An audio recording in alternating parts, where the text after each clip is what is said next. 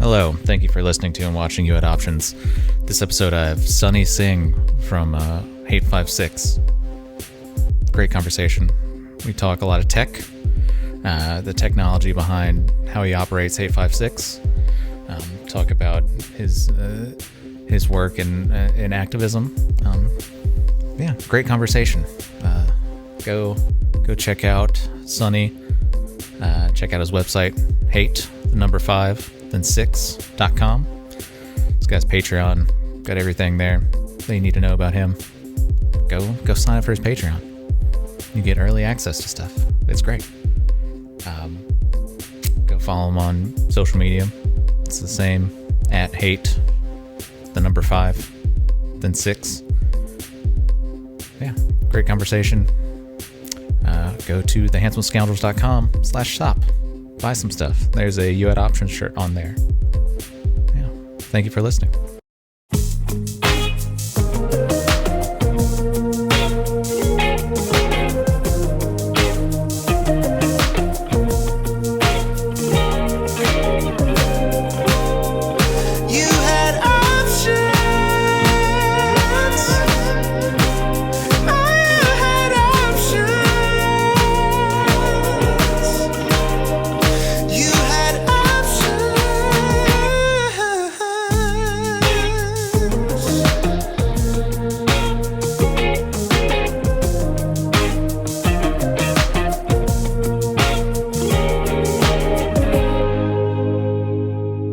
Okay, I think we're good.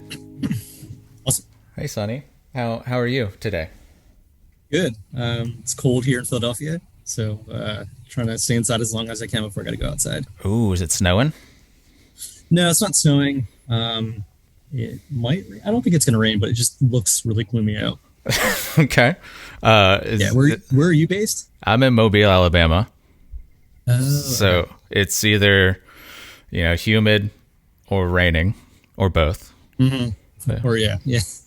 Have you gotten a chance to spend time down in this area or New Orleans or? I was in Alabama once for a show. I was at a show in Tennessee, and I hopped on a what do they call it, like a pond jumper or something? Puddle jumper.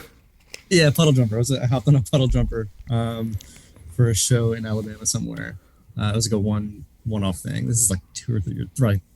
The thing is with this pandemic, my ability to tell time is just completely off. So I want to say it was 2 years ago. It's probably more like 4. Okay. Oh man. Yeah.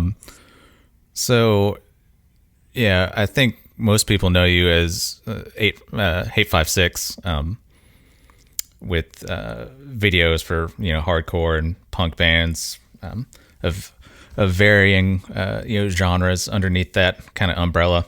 But I don't think people, if they don't dig into like your notes on your website or go watch interviews with you, they don't realize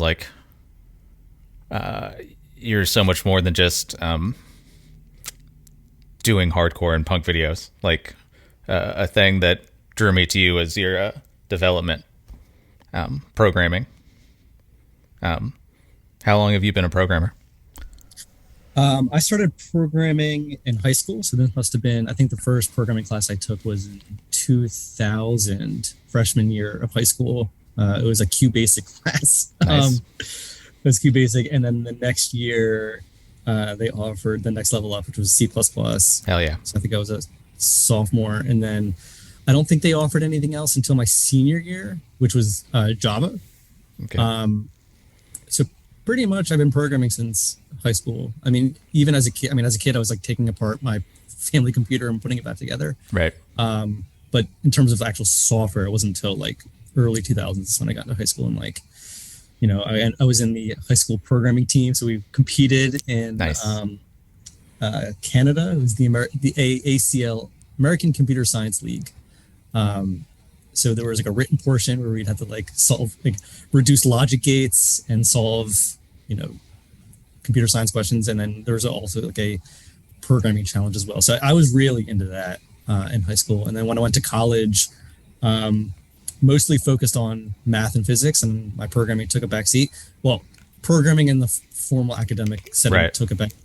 but I still programmed for fun, mostly doing just like web development and random projects here and there. And then fast forward to grad school, I switched over and focused on computer science, machine learning, AI, computational linguistics, and kind of just dove into that. And after grad school, worked for a couple tech companies. We can probably go into all that stuff. But yeah, I worked essentially in natural language processing, data science, machine learning, all that kind of stuff, while I did 856 on the side as a hobby. And then in 2018, that relationship inverted, and 856 became a full-time thing, and the programming didn't necessarily become a part-time. It kind of is a part-time thing. I mean, I still do a lot of development, but it's all for running the channel now. So I've kind of merged everything under one roof. That's cool. Yeah, I watched your video of you making that Raspberry Pi, the grip, the grip. As wild.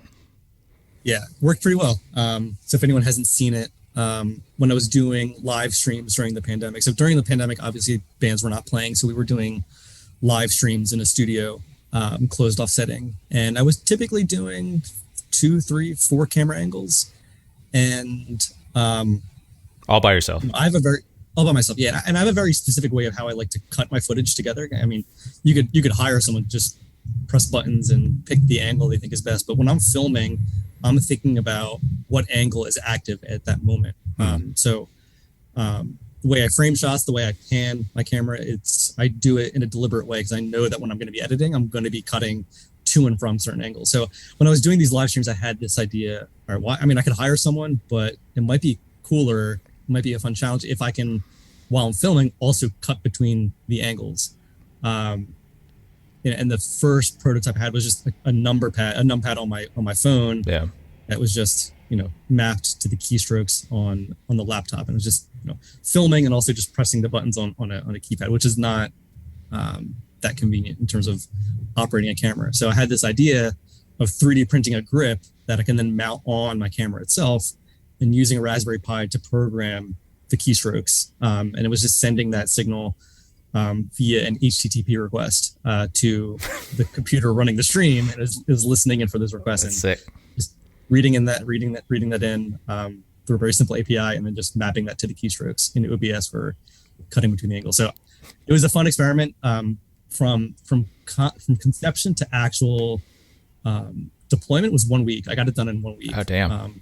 From having the idea and then 3D printing it, programming the Raspberry Pi, soldering the wires, and just having it fully tested was a week turnaround. So I got a lot of shit done during a pandemic in terms of just exploring technical problems and trying to come up with a good solution for them. Do you have your own 3D printer?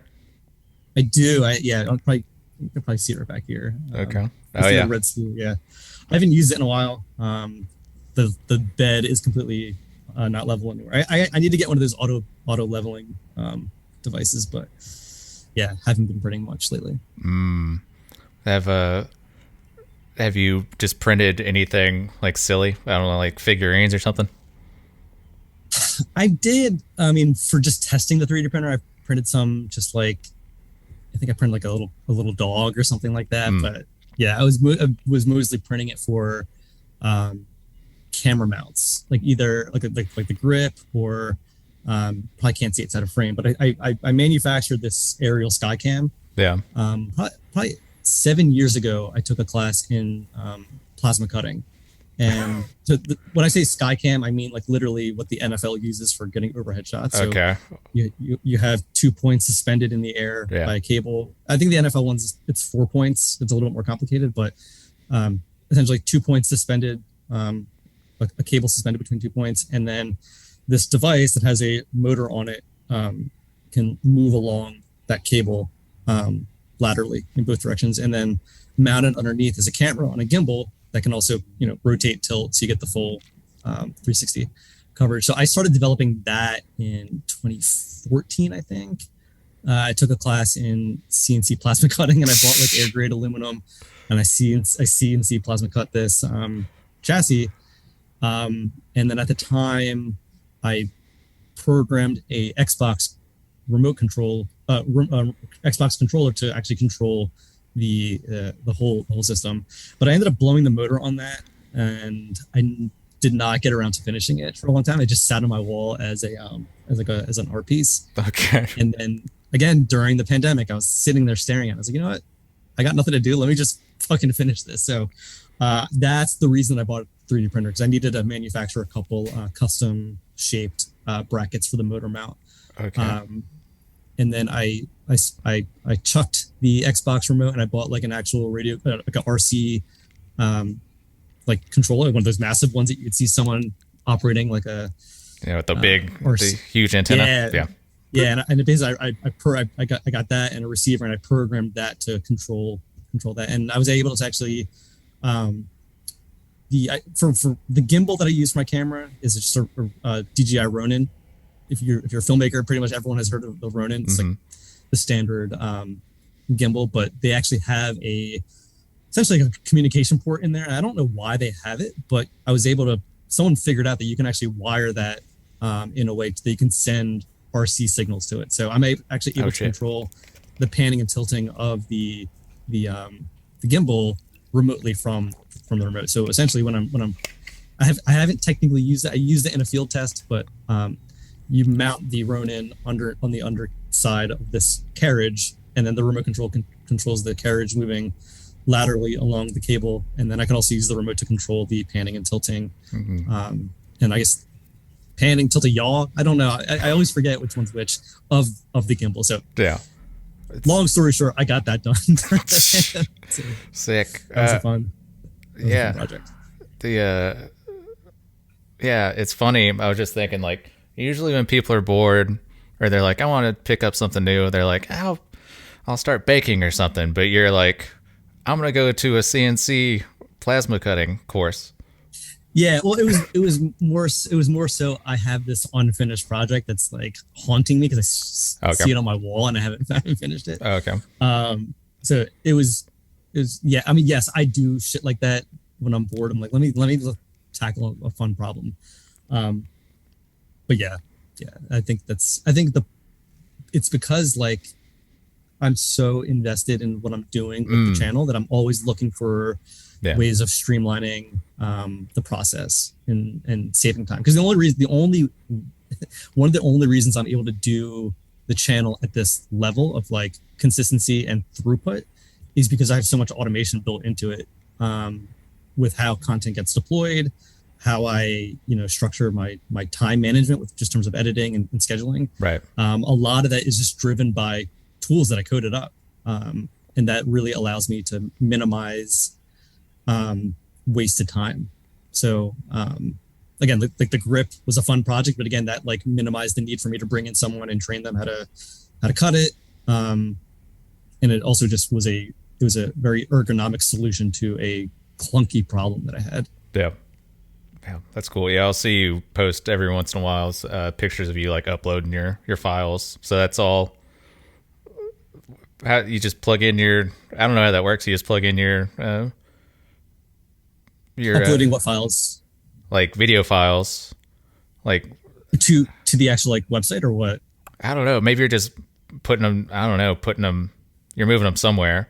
Like you weren't uploading files to the website, but like uploading, like I guess just like dumping all your files of your film files. I'm trying to think what that would have been. So I have a local server in my apartment. It's a RAID array, FreeNAS array that I built. So I'm constantly moving data off there, and I installed 10 gigabit Ethernet. So I actually edit 4K directly off the server, and I don't have to have the footage locally on my machine. So that saves me so much time. Right. So I come home from a show, I just dump the footage on the RAID, and I can edit directly off of it, rather than making clearing space on the laptop or the desktop. I don't have to do that.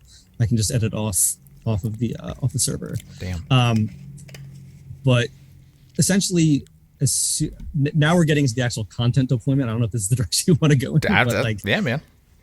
All right. So as soon as I have a video done, so all of my videos live on both Vimeo and YouTube. Mostly because when I first built the site in 2008, Vimeo was the optimal solution. I still think Vimeo's compression algorithm is better than YouTube in terms of how it renders like shadows and things like that. But to each their own. Anyway, when I built the site, Vimeo had a better API. So a lot of the site relies on Vimeo's backend to run. But the process is video gets edited. I export it. I upload that video or that set of videos to Vimeo. It's a private video at that point. Vimeo gives me a unique ID for that video file, and that's what is referenced. Like the entire backend of the site relies on that unique ID. And then I have a whole content scheduling system that I built. It's kind of like it's a queue. It's a hybrid queue. It's both a standard FIFO, first in, first out queue, meaning like, if I don't know how technically inclined your listeners are. I don't know. FIFO queue is. Yeah, you put the first thing in, and that's going to be the first thing that comes out, and it's a stack. If you think about it like a line in a restaurant, like people line up, and the first person in is the first person who's going to get served by the person at the register. Right. So that's a FIFO queue. A LIFO is a last in, first out, meaning the last entry in the queue is the first one to get served. Mm-hmm. So one way to do content distribution is just a FIFO queue, meaning the oldest video in the queue is what gets uploaded next. So you can just like burn through that. I did that for a while.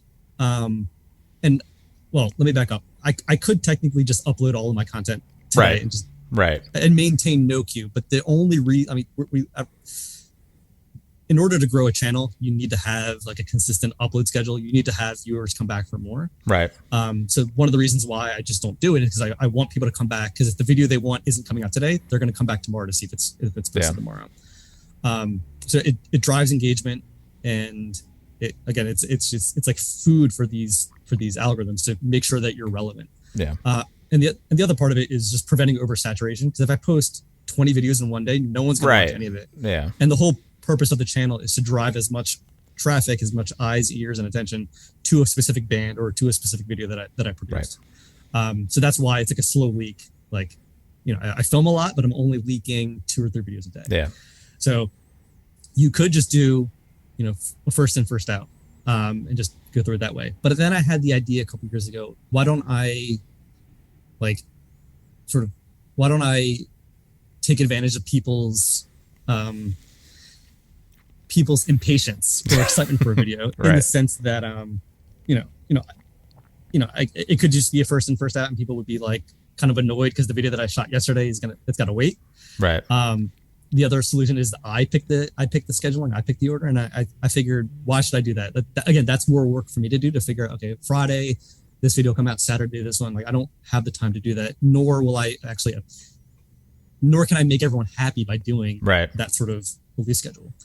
So I had this idea, why don't I exploit people's impatience and create a voting system, so that the viewers can actually vote on what comes out when. Mm-hmm. And the actual genesis of that was I created a notification system, because people are always asking me, hey, can you let me know when you post this video? I'm like, I'm not going to just send out random messages to people when I can't keep track of. Yeah. I can't keep track of when John wants video X and when Bill wants video Y. Like, I don't have the capacity to do that. So it started out as a notification system. People could enter in their email address, check off which videos they want to be notified for. As soon as it gets uploaded, there was a script that would use a mail server to email them that the video went up. So then I had this idea, well, why don't I use the subscription numbers for a video as a proxy for interest, or like a vote, right? Yeah. And that was how I built the voting system, was around that system of just notifying people that a video was posted. So all that to say is that the content queue is both like, it's a priority queue, meaning that, it's not, videos aren't getting served first in, first out. They're getting served by a priority, and that priority is determined by the community of people who are voting on what they think is most important to be released next. Mm-hmm. I call it a hybrid queue because my biggest concern with the queue is that, like, a newer band that doesn't have as many like fans or listeners isn't going to like accrue enough votes to come out, and it'll constantly be pushed to the bottom. So to combat that, I added this like mechanism that I call mana. Like, gamers know what like a mana, mana is like how you accrue like health or whatever. So I have a mana system that essentially awards It accrues like artificial votes based off of how long the video has been sitting in the queue. Oh, okay. So right now it's just like a linear, like for every X number of days, it accrues Y number of votes. So it's a kind of like a hybrid queue, because the longer a video sits in the queue, it does accrue more votes. So they're kind of like two competing forces. Like the people are voting for videos, but then there's also the force of this mana accruing. Like time, yeah. Ideally should sort of like maybe not be fully equal forces, but it does help combat the problem of a video like rotting away in the queue. Right. Yeah. I do have a couple, like, I haven't fully fleshed it out yet, but I'm trying to modify the mana algorithm so that it's not just how long the video is in the queue, but I also want to factor in like how many videos of the band currently exist on the channel. If it's a band that's never appeared on the channel, they should get more mana, just to, right? The other, another factor is the time since the last release of that band. So for example, like I'll film a bit, I'll go on tour with Year of the Knife, for example, and I'll film them 5 days in a row. Their fans are just going to upvote all 5 videos at the same time, right? So you run into the problem. Well, I also don't want 5 Year of the Knife videos coming out in succession, right? So the part of this like new mana algorithm that I'm developing is like maybe not penalizing, but taking into consideration time since the last release of that band. Another element is what percentage of the show has already been uploaded. So again, if I'm filming like a show and the headliners are the ones that get posted first, but the openers kind of like sit unreleased. Yeah. As more of a show gets posted, I want to upvote the remaining bands. Like no band gets left behind. You know what I mean? Kind of that sort of thing. Yeah. So that's kind of how the content like scheduling works. This is, I feel like this is like a huge information dump. So it's all good, man. Like, I like it. So once a video gets like, again, I will only post about 2 or 3 videos a day. And so I technically don't know what comes out every day. Like I'll get an email notification from the server saying, as of this morning, these are the top 3 videos that have the most votes. These are going to come out at 11 a.m., 4 p.m., and 9 p.m. Okay. So again, that changes by the voting totals update every 5 minutes. So I could take a peek, but I technically don't know until the morning of. Do you know who posted at 11 today?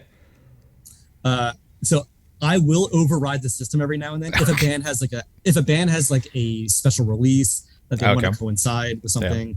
Yeah. I had a special release that it was a Far Side video that I digitized from 1991. No, that was 90. That was 90, I think. It was a Far Side set, and I really just want to get that. Far Side's one of my favorite bands. Okay. So, every now and then, I will override the voting system and say, "All right, this video is going to come out on Friday or Thursday at noon." Yeah. So right when we started the call, Far Side dropped. So what happened? That would have been a good time to actually go through. So what happened at noon is an alert went off on the server saying, "Okay, this video is scheduled for 12 p.m. It is now 12 p.m." So what happens is the server uses the Vimeo API to make that video public, because once I upload a finished video on Vimeo, it's private by default. So I use the API to automatically make it public, and then I use a Twitter and Facebook API to automatically alert people, "Hey, this video is now live on hey56.com," which pulls from Vimeo. So it automatically sends out those alerts. And then I have a server here in my apartment that it detects that and this is something that I could optimize. I haven't done it yet. It detects that a new video has been released. It downloads that source file from Vimeo, and it gets the metadata, which is like it gets the metadata from the website, which is like the band, the date, the venue, city, and state. It then uses the YouTube API to upload that file to YouTube using that metadata, and then it then issues a second alert to people saying, "Hey, it's now also on YouTube." So there's like it's a little asynchronous. Okay. Because in an ideal world, it would go live on Vimeo and YouTube identically at the same time. Instantly, but it's because I built the site around Vimeo that it has to go on Vimeo first, and because again, Vimeo gives me that unique ID. Yeah. So that's why I have to do it. So at some point, I'm going to redevelop the site so that it uploads to both simultaneously, and I don't have to do it. Because right now, like it'll go up on Vimeo or Hey56, and then it'll take a couple minutes for it to get downloaded and uploaded to YouTube, and then it takes another couple minutes for actually YouTube to process it and make it live. So the YouTube version of that Far Side video that just went up probably isn't live. Actually, it might be, now that it's like 12:30, it probably is live on YouTube by now. So it's a little. That's like for me a little bit of an annoyance that I need to work on. But again, that's all automatic, so I don't have to deal with like alerting people, or besides that initial upload to Vimeo, I don't have to deal with the uploading. I don't have to deal with tagging or manually adding in titles and descriptions. The only manual thing that I do is I have to create a video clip, like a 60-second clip, and that's what I post on Instagram. So, and that is also slightly automatic, in the sense that once, like I said, I have a local server here that downloads the file off Vimeo, uploads that to YouTube. Yeah. That server is technically a backup of my footage because it has the finished files of everything that's on the site. So what I did was I built a clip extraction engine. So there's an app on the site. If you're a Patreon subscriber, you have access to this. So you can take any video, you can paste in the link to any 856 video, enter in the start time, and then enter in the duration, and then the local server. I have a cron job that is it's not a cron. It's listening for web requests through an API that I built. It's listening to see, has anyone issued a request for a clip? If so, it takes that source file and then it runs, essentially takes the start time and the duration, extracts that clip, uploads that clip to Google Drive, and then sends a download link to the person who requested that clip. So I'm the biggest user of this clip extractor because I use it every day to automatically create a clip. Because otherwise I have to open my editor and like hone in on, at 154, I want to get this 10-second clip. I just use the clip extractor. I enter in the timestamps, and within a couple minutes, it sends me the download link, and then I download that and post that on Instagram. So again, that was another fun project of just, all right, I need an efficient way of creating clips. Because also if I'm not home, right? If I'm on the road and I need to create a clip, I don't have access to my RAID. I mean, I could set it up so I do, but I'd rather just have a server that's listening for requests and automatically creates those clips and just sends me an email with the download link. So I use that every day. That's another feature that I thought more people would use, because right now people just take a screen recording. If they want to post like a funny stage dive or whatever, they just screen record it and they post it. And it looks like shit because it's like a screen recording of a super compressed video that's on Vimeo. And I'm telling people, like, if you're a member of the channel on Patreon, you can just use the clip extractor. You're literally getting it from the second level from the source. So I think it looks cleaner, but getting people to actually use it is the hard problem. Dude. Yeah, I like you describing your all your automation processes. It's so that was a long, that was a very long explanation, but that's how it all works, from editing to actually deployment. That's like the full life cycle of the video. In 10 years, are we going to have Sunny AI, and you're not going to even be filming? So I created this thing that I don't know if you saw it. I made this automatic editor. I posted a video of a side-by-side. I said, here's two versions of a video. One of them was edited by me. One was edited by this algorithm. And all the algorithm is doing is it's automatic. It's kind of like the grip, right? It's just automatically, well, the grip is manually controlled, and I'm deciding which buttons to press. But the algorithm was randomly picking, choose camera 1, camera 2, camera 4, back to camera 1. So I posted two clips of both and asked people, hey, can you tell which one's which? And people were actually split. People couldn't tell which one was mine and which one was the algorithm, which I thought I took a little offense to that. I think my edits are a little creative. Like I try to cut on beat with the music, and like I'm picking interesting angles. Right. And like the automatic one, it's essentially just rolling a dice. And producing an edit. But then again, if you have like a chimp typing away at a typewriter, if you give that chimp an infinite amount of time, it's eventually going to produce Shakespeare, right? Like that's so every now and then a random editor is going to produce something that looks kind of decent. So people think I actually use that. I don't. The only time I use that is so on my Patreon, I give my Patreon subscribers like early access to videos before they go up on YouTube. So I will sometimes, if I'm in like a time crunch, I'll just use the automatic editor to automatically create a multicam edit. If I'm doing like a four camera angle shoot, I'll use the editor to just create like an instant like 4 camera angle cut. I upload that for early access on Patreon, and then when I have time to actually sit down and do the cleaned up version, then I'll like sit down and do that manually, and then give that to my patron. So I do use the automatic editor for like a very super rough draft. Yeah. I've been thinking about ways of making it smarter, and the first thing I've been working on is like a beat detector. So analyzing the actual acoustic signal to figure out like, okay, here's the tempo of the music, because right now it's just randomly cutting when it's just rolling a dice and cutting every 1 second, 1.5 seconds, whatever it is. Yeah. If I can detect the beat, that right there solves the problem of actually having the cuts follow like a certain cadence and a certain rhythm. So I've been working on like a beat detector. And then the other component is like, how do you determine which angle is the best angle to cut to? That's like a computer vision problem, and I haven't fully solved that one yet. But I've been thinking about ways of doing that. Like, I tend to cut my angles a lot when I'm panning. So I do this like whip pan a lot. You'll see it. You'll see it if you look for it, you'll see it. Like I'll be like on a multicam video, like the current shot will be focused on the drummer, and then it'll quickly cut to like a crowd shot. Yeah. And it's almost seamless. It's a seamless cut, because when I'm filming it, like I said earlier, when I'm filming, I'm thinking about how I'm editing. I'll quickly pan from like the drummer to the crowd.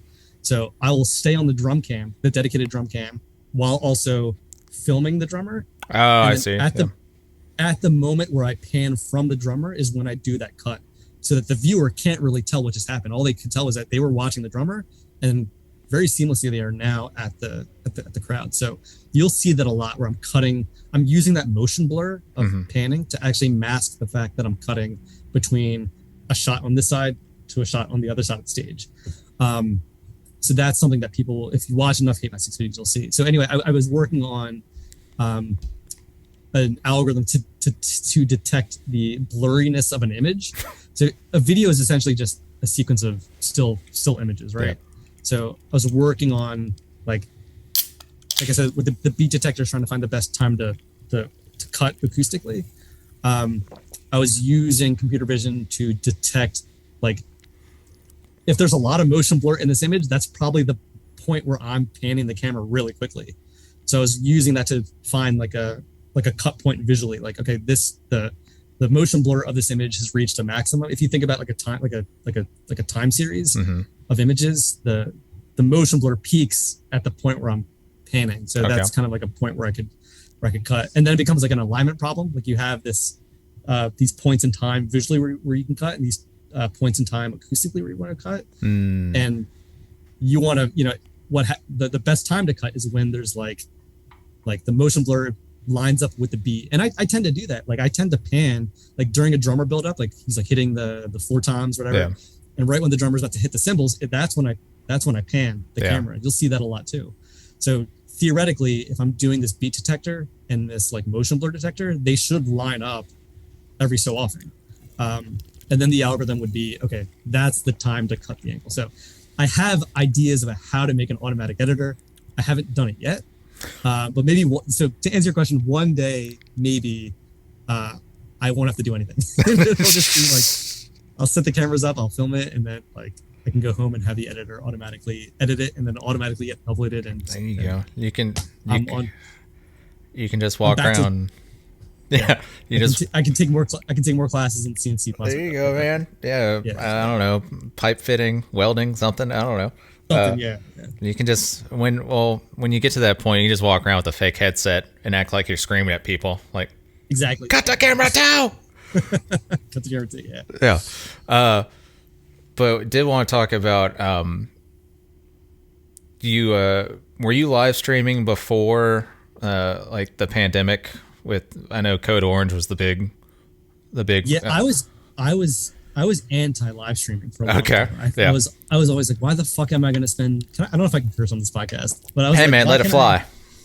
was like, why am I going to spend time and money and resources live streaming a show when I could spend that time, money, and resources in making the archival footage just better? Yeah. Plus, also, I want people to go to the show. I don't want people to have an excuse to not go to the show. It's true. Right.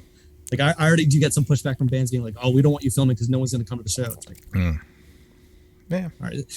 As much as I love videos, a video should never replace the experience of being at a live show. So if someone's willing to wait for a video, like short of someone being, having like a physical disability, not being able to go, or someone like geographically not being able to like travel, like if you're in the same city as a show and you're content with waiting for a video, you are never going to go to the show to begin with. Like, that's how I look at it. Yeah. So yeah, I never wanted to do live streams, and then the pandemic kind of like forced me to do it because obviously we needed a solution.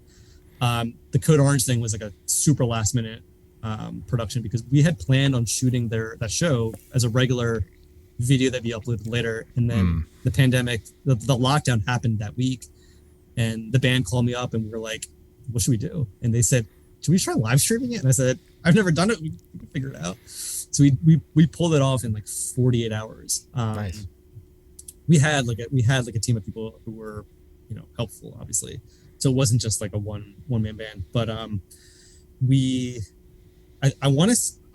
I say this every time it comes up, but I will go to my grave saying that Code Orange stream was the first COVID-induced live stream of a band performing. I don't think anyone else had done a live stream that week. That was again the week that everything shut down in the US. Okay, so that was like March 14th or something. Yeah, it was literally March. I think that week, 2020. And that Twitch stream had like 15,000 concurrent viewers, which is kind of crazy. Damn. And it wasn't just a standard stream. I mean, Code Orange had planned to do a whole Shade is their like visual guy. He does a lot of 3D animation. He had planned this whole 3D animation to be projected behind them during their tour, and they didn't want that to go to waste. So we thought, we had this idea, well, why don't we cut that into the live stream as well? So the live stream was a mix of obviously the cameras are rolling, but we had someone who was blending in the 3D renderings he created. And it looks, if people haven't seen it, you should go watch it. It's on YouTube. Because you'll have moments where the band is on stage, it's a nice wide shot, but then you have this like 3D like demon or whatever. They have all these characters in their like universe of.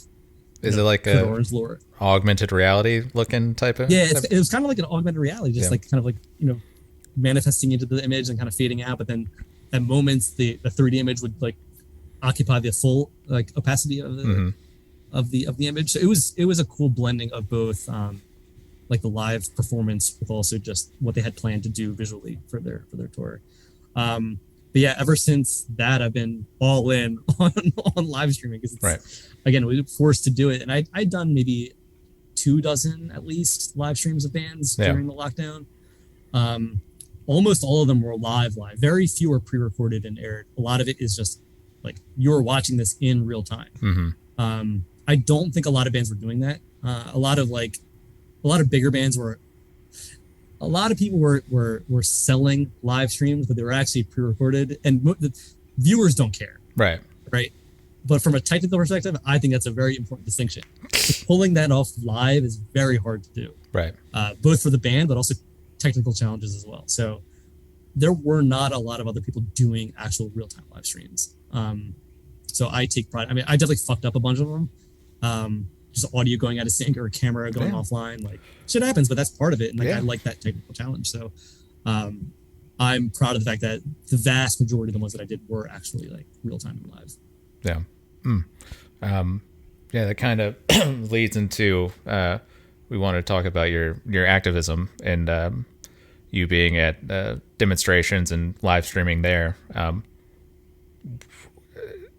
Was what kind of, I guess, was it, what drove you to do that? Just kind of like wanting to record what was happening and like. Yeah. I mean, I've been filming protests and social movements since 2011. Like people think it's a new thing, but I've been doing this since I mean, not live streaming it, but just documenting it for a very long time. Yeah. And the reason for that is I'm of the mindset that hardcore and punk is a very political statement, and it's an opportunity to talk about these issues. Some people disagree with that, but like, fuck you. Like, for me, it's you don't have to agree with the political takes that I put out there, but like, to say it doesn't belong, this is the entire point of what this community was built on. So during the that is to say, like, I try to use the platform as much as possible to shine a light on issues and topics that I think are important and that need to be signal boosted, because essentially at the end of the day, the channel is me pointing my camera at shit that I think is interesting and trying to get as many eyes and ears on it, and like maximizing the amount of like attention I can give to whatever it is I'm pointing at, whether it's a band playing a show or someone giving a speech at a rally. Like, my objective is film thing, create content, maximize traffic to content, watch, rinse, repeat. Mm-hmm. So during like the George Floyd uprisings and everything that happened with the BLM movement, that was just a natural continuation of what I had already been doing. And obviously shows weren't happening, so I had more time to go out there and do it, and avail myself to these organizations and groups that I want to help. So I give them my time and my resources to help them signal boost what's going on.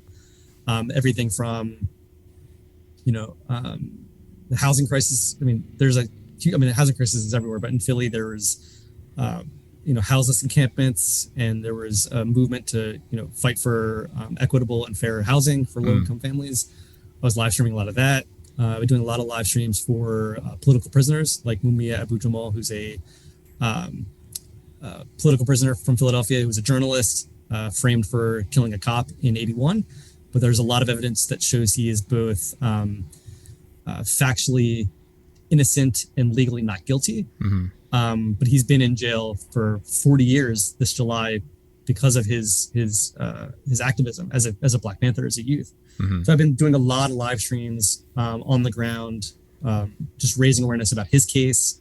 And I actually invested in a live streaming signal bonding unit, which I remember seeing like someone from NBC like walking around with it. I was like, what is that thing? So it's what the broadcast companies or broadcast networks use to it's short of satellite. This is what they use to send their signals out to their control room. Okay. And the way that it works is you send I have it over there. If you want me to grab it, I can grab it. It's a box that takes in an HDMI signal, and it's an encoder, so it encodes the signal, and then you plug into cell modems like an AT&T and Verizon modem. Okay. And the service will then, because rather than relying on one cell signal to send the content out, it splits it up into two, sends it out to their server. And then they recombine that footage, and then you can then distribute that out to like YouTube, Facebook, Twitch, whatever you want. So that's a service that I pay for to just encode the signal and broadcast it out. But it's what like broadcast companies use to efficiently send their shit out. So it's pretty pricey, but again, like I do enough of these live streams on the ground that it makes sense to do it. Because again, I'm trying to create not just a lot of content, but I also want content that's compelling. I want it to look and sound good. So that's why I use like high-end cameras, high-end lenses, because the way that I think about it is it's similar to how I think about filming a band. If someone's going to take the time to like use really good gear to shoot a band, you as the viewer who's scrolling through social media, you're gonna stop and be like, I should probably look at this, because the production quality is pretty high. It's not just a cell phone pointed at this band. Just by nature of the production value, people are more likely to sit down and give it a shot. Right. I take that same mentality with filming these protests. I want it to look cinematic. I want it to look like a certain way, so that if someone's just scrolling through Facebook and they see this live feed that looks like a fucking movie, they're gonna be like, what the hell's going on? So it's a very deliberate decision on my part. Because again, when people are scrolling through social media, you have just a fraction of a second to catch their attention, right? So that's why I use like the lenses and the cameras that I use, and again, that's why I want the live stream quality to be like as high def as possible as well, and that's why I use this like cellular bonding bullshit, just to make sure that the signal is clear. But there have been a couple technical issues with it, and I'm like, why am I paying for this service and it doesn't even fucking work all the time? So I've been on the phone with their tech support lately, being like, why am I paying you all this money a month if you can't even guarantee that I'm getting a bonded signal? So do you have to have like two different plans with like Verizon and AT&T? You have to have two plans, and then you have to pay for the actual encoding service, right? So I bought the unit. The unit was whatever. Yeah. But then you have to pay a monthly subscription to use the service, which will recombine the signal, and that also includes the two cellular modem plans as well. But it's when it works, it's great, but when it doesn't work, it's fucking frustrating because you're like, I'm paying all this money and it doesn't fucking work. Oh man. Have you got any pushback from people that are just like, stick to music videos or anything like that? All the time.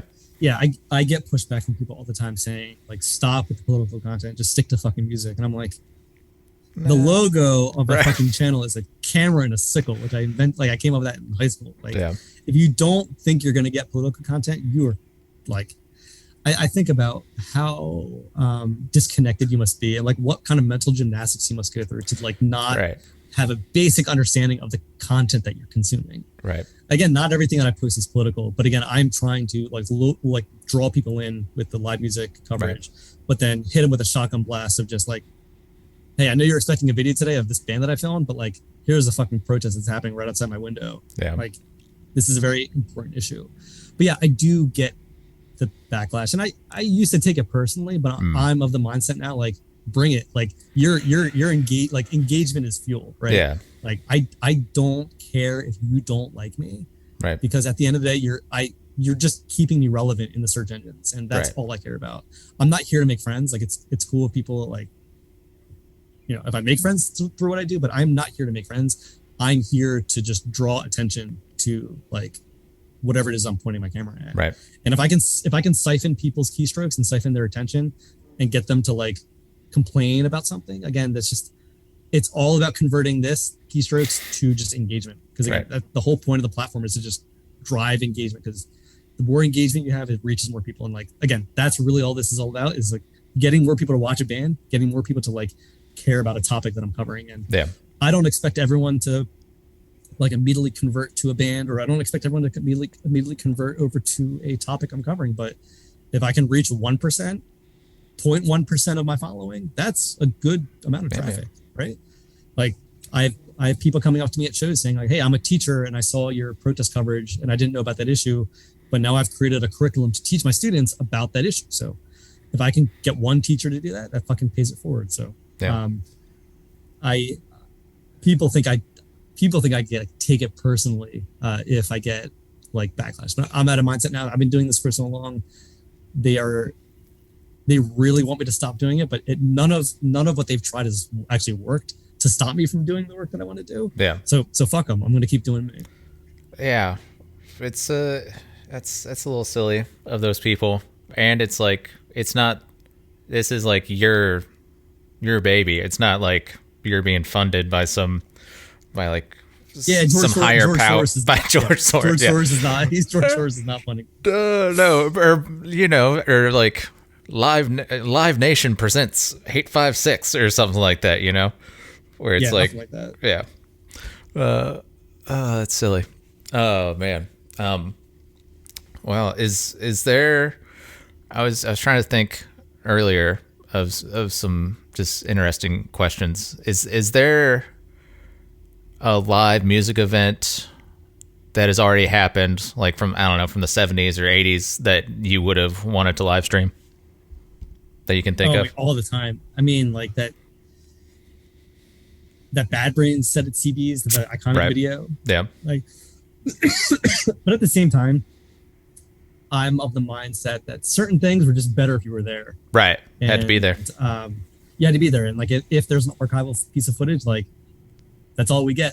Right. And that's what makes it special. So part of me actually doesn't want to go back in time and live stream certain things. Like one of my favorite bands is Inside Out. Part of me hopes they never reunite, because I want that to be the band that like only exists in my imagination and whatever few recordings are out there. So Yeah, I don't know. I don't know if I would build a time machine to go back and like. There's definitely bands I wish I could film in their prime. Yeah. Like, I'd love to film like At the Drive-In set in their prime or Fugazi in their prime. But Yeah. again, I also realize like the nature of this of just music and just life in general is some things were just before your time, and you got to just Right. you got to deal with it, and you have to create your own. You have to create your own shit, right? Right. Like, there's going to be kids 20 years from now who are like, "Damn, Year of the Knife was the best band ever." They don't play anymore, but Right. like, at least we have these videos, right? So it's all about living in the moment, and trying to create or find the excitement that you kind of wish that you were present for in the past. Yeah. It's interesting. I'm not into like jam bands or anything, but the way they like apparently like archiving shows and like Oh yeah, it's a whole thing. it's some of my like friends who are into jam bands, they'll be like, I'm listening to fucking whatever 95, the second set, and I'm just like, Jesus, that's very specific. Yeah. I'm with that. I'm that way with certain bands that like, I know which recordings like are from when, who recorded them, and like the very nitty gritty details. Like that's how I got into like filming shit in general. It's like I just grew up being obsessed with live recordings that way. And that kind of translates into how methodical I run the channel now. Like everything is tagged in a certain way. Like I'm very methodical with how I deliver the content, and it all stems from being super obsessive with how things were archived back in the day. Yeah, it's cool because I don't think for the stuff you cover, there's never been anything like that before. I don't think of somebody being like meticulously archival like that. I mean, people definitely filmed before me. Right, yeah, for sure. There were a couple sites. There was Fear out of DC, PHEER, which was run by this guy Pablo, who I'm friends with. This was pre-YouTube. He had like a Real Player. For anyone who remembers Real Player, that was on his website. It was just streaming his content. So he was way ahead of the curve. Yeah. There was him. There's a guy in Philly called, his name was Mike. His site was called Eat Tapes, EAT. Eat Tapes. Okay. He was very methodical with how he logged stuff. So I definitely learned a lot of lessons by just looking at those guys and seeing how they were doing it. Because especially now, like everything needs to be cataloged. Otherwise, it's just so hard to find shit. Right. And that's why like I'm constantly building tools to help people find their next favorite band, whether it's like, a customized search engine on the site or building like a band recommendation app, which I have. Using some AI. Like I'm constantly developing tools to help people find the next band that they're gonna fall in love with. So for me, it's about finding the needles in the haystack, as it were. We're just like we have all this shit, all the content just floating around. How do you distill it into something that's gonna pierce through the noise and actually resonate with someone? Yeah. Damn. We've been going for about 50 minutes here. Yeah. Do you have any like closing words of wisdom or? I don't know. Gosh. I mean, I don't know. What's your listener base like? Are they technically inclined or? No, not really. Yeah. I don't know. I mean, is there? I feel like I've been talking a lot. Is there anything that? How could somebody get into development work if they wanted to? Like what is some steps people should take? I pretty much all the programming I do now is in Python on the back end.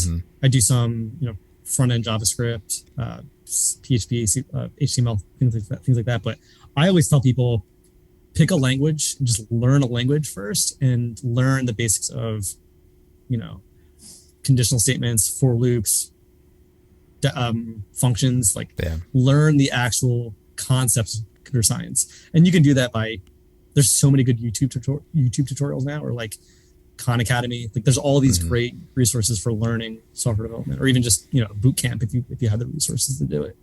But I'm of the mindset, stick with the language, learn the core concepts of development. And then once you learn how those things work, it's easier for you to move from one language to another. Right.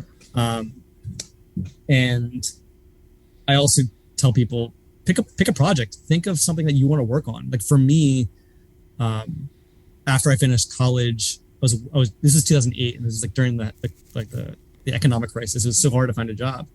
I had all this time to kill. I was like, I've been filming a couple bands here and there. Like, let me build a website. Like, I have some programming experience, but let me learn how to build a website.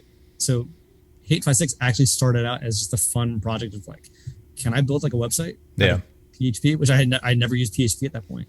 So I tell people, like, think of something you want to build, like even if it's just a simple like app that tracks like your grocery shopping list or whatever it is. Like, think of something that could solve a very basic problem, and then start chipping away at it. Think about like, I like to take a problem and deconstruct it into smaller parts that I know I could tackle pretty easily. So I think the longer that you program and work in development, you're able to see a problem and think about how, okay, this component can actually be solved. Like, I can actually remove this component and solve this first, and then plug it back in and move on to the next thing. So I think the longer you program, you start to think like a programmer and start to like realize that you can decouple things and attack them piecemeal. So I advise people, like, think of a problem that's not too complicated, but like might have a couple small moving parts, and then just tackle each one independently. Like, once you like can do that, you're able to like accomplish a lot. I mean, that's how I was able to do like the grip and like the aerial camera. It's I thought about each component like piecemeal and went at it that way. So I advise people, like, learn a language, learn the core concepts, and then just think of something that you want to solve. Because if you're going to work on something that you care about, you're going to want to see it through. Like, you're going to have the excitement, the energy, the passion to do it, rather than some fucking assignment that a professor gives you, which is useful. Like, don't get me wrong, academia can be useful, but you can learn so much more through trial and error and just like doing it yourself. So that's kind of my advice. Wow, that's good. Well, stay on for a second, Sonny. You had options, but you decided to talk to me. I appreciate it. Absolutely.